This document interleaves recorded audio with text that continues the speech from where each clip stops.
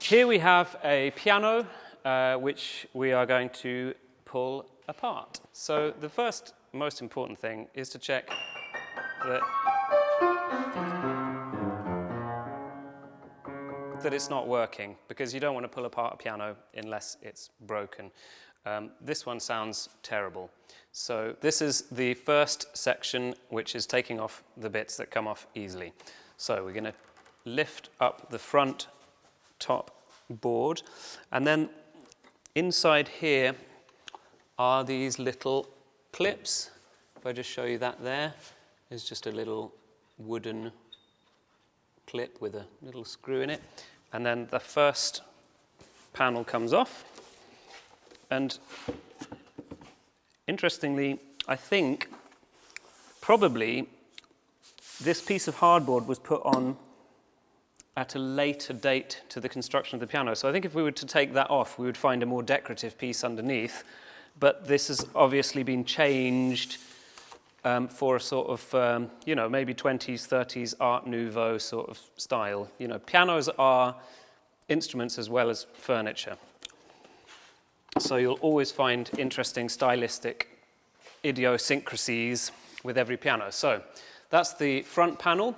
Here comes the sill and the lid hinged to each other with the nice Athelstan logo and the music rack there. Then we have the action of the piano and the pin block with all these pins in it and all these hundreds of strings attached.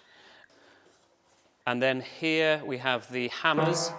And this whole piece here is called the action, and that generally will come out quite easily. So I'm just removing here a little hinged bit of metal which goes into a little slot there, and I think the whole action should, come away like that in a single piece. So there we are. Isn't that beautiful? Just think of the work that went into making that.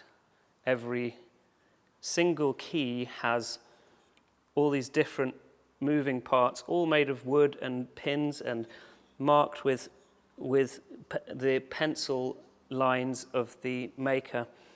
It's every time astonishing to see the work that goes into making a piano. And it's quite a lot of work to pull one apart, but a lot less. That exposes the strings. And you can get some really nice sounds out of the strings.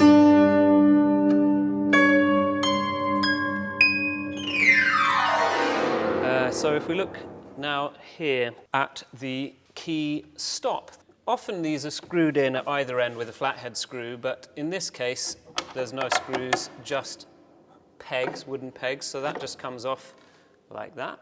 Also, another thing to point out, which is exciting, is that each one of the keys has its number stamped into it. So in fact, the whole piece, it would have been one continuous piece of wood that made all of the keys, and then they're sliced individually. And quite often, you'll find on the bottom key a name, possibly of the maker. This one says Godfrey.